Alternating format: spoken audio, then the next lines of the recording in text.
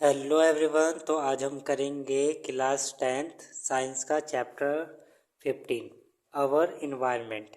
ठीक है, हमारा पर्यावरण, हिंदी में इसका मीनिंग है।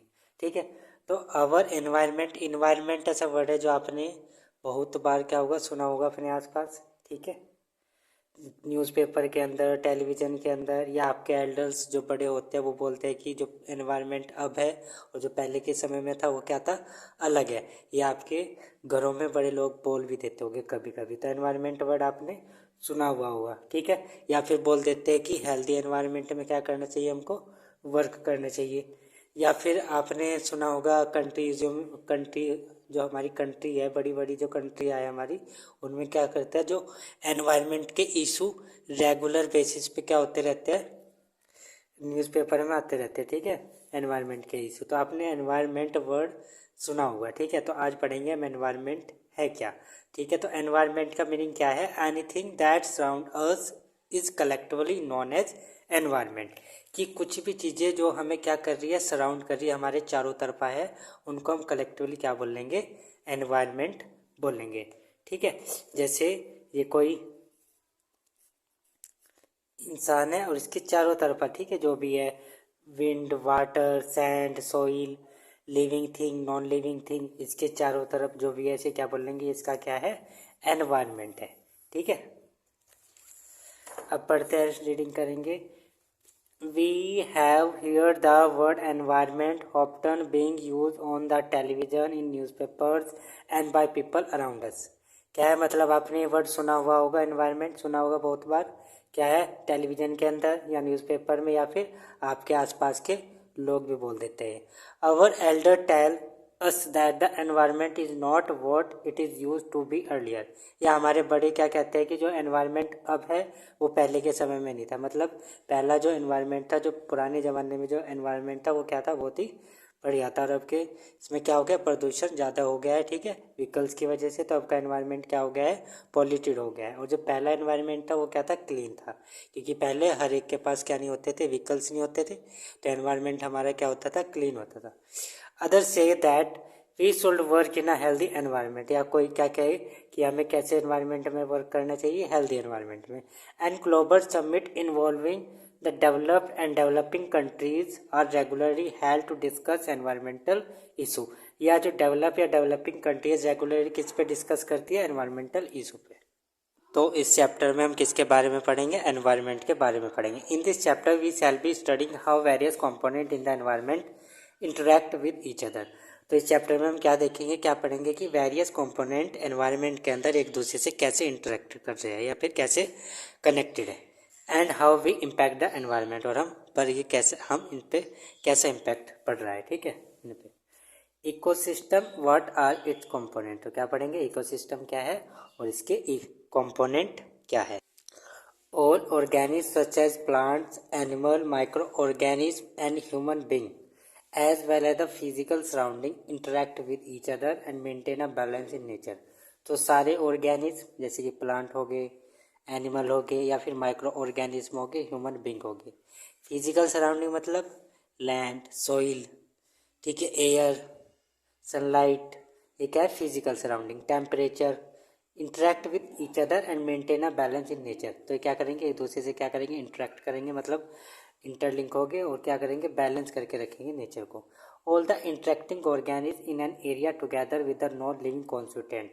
तो सारे इंटरेक्टिंग ऑर्गेनिज्म किसी एरिया के अंदर किसके साथ, नॉन लिविंग कॉन्स्टिट्यूएंट के साथ, of the environment form an ecosystem. ये क्या हो जाएगी, इकोसिस्टम की डेफिनेशन हो जाएगी यहाँ से यहाँ तक। ठीक है, तो इकोसिस्टम आप क्या लिख सकते हो, सिंपल अगर शॉर्ट फॉर्म में आप लिखना चाहो तो क्या लिख देंगे, plants, animals and other organism together with physical environment with which they interact constitute the ecological system. In short we can say ecosystem. ठीक है, आप ये डेफिनेशन लिख सकते हो। तो इकोसिस्टम हमारे दो तरह के होंगे, there are two types of ecosystem, natural ecosystem या फिर नेचुरल और आर्टिफिशियल। नेचुरल नो, तो नेचुरल तो हो जाएंगे फॉरेस्ट, पॉन्ड और लेक्स। और जो आर्टिफिशियल है, आर्टिफिशियल मतलब मेन मेड है, ठीक है, या ह्यूमन मेड है।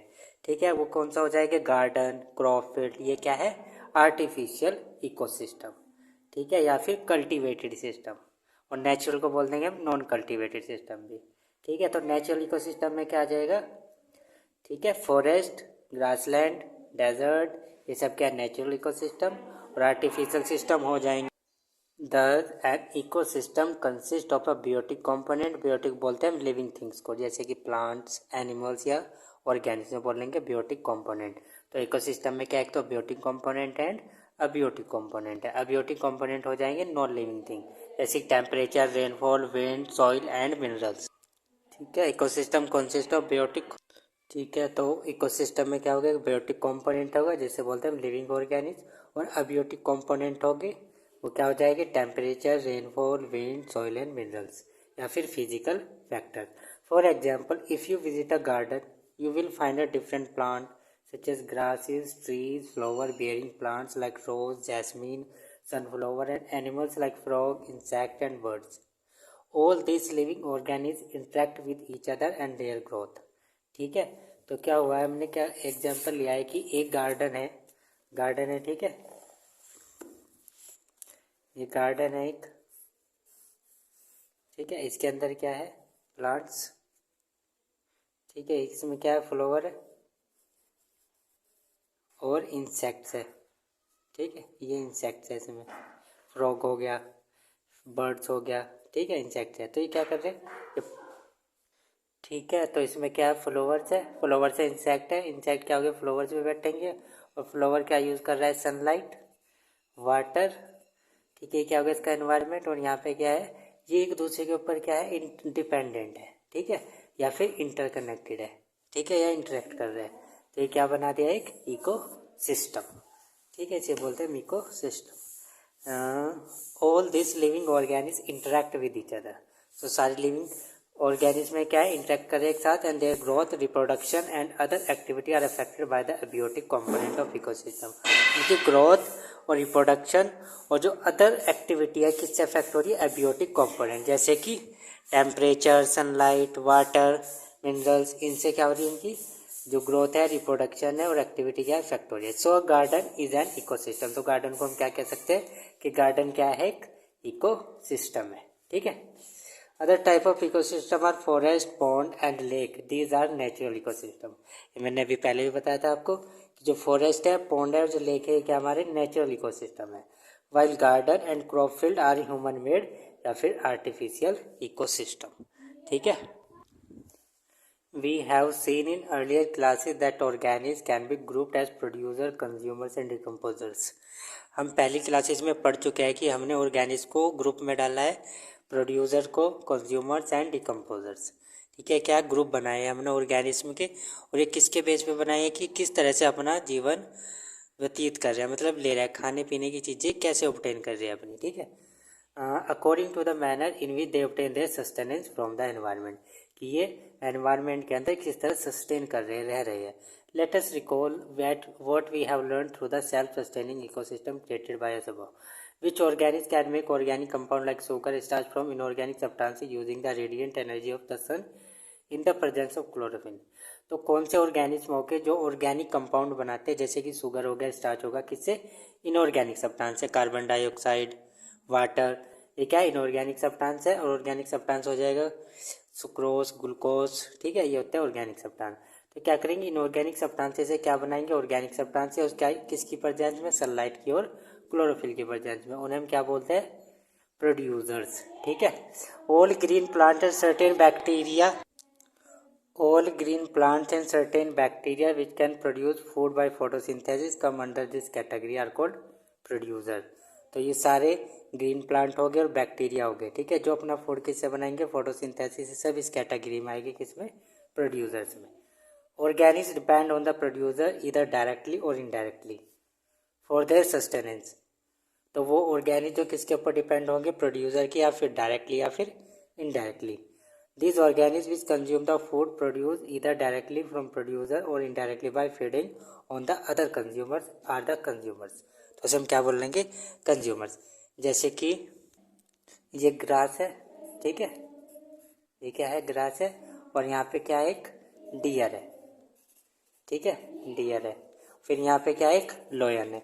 ठीक है, तो ये क्या करेगा, डियर किसे लेगा, प्रोड्यूसर को खाएगा, ठीक है, ठीक है, और डियर को कौन खाएगा, लॉयन, ठीक है। तो क्या हो गया, ये क्या हो गया, कंज्यूमर्स, और कंज्यूमर्स को फिर दोबारा किसने खा लिया, दूसरे ने, तो ये भी क्या है, कंज्यूमर्स, ठीक है। तो क्या है, ये किस पे डायरेक्टली इस पे डिपेंड है, और लेकिन जो लॉयन है क्या है, इनडायरेक्टली। इनडायरेक्टली कैसे, डियर पहले घास को खाएगा और घास से डियर खाएगा और डियर को ये खा लेगा, तो लॉयन होगा इनडायरेक्टली किस पे डिपेंड, प्रोड्यूसर पे, और डियर हो गया हमारा डायरेक्टली।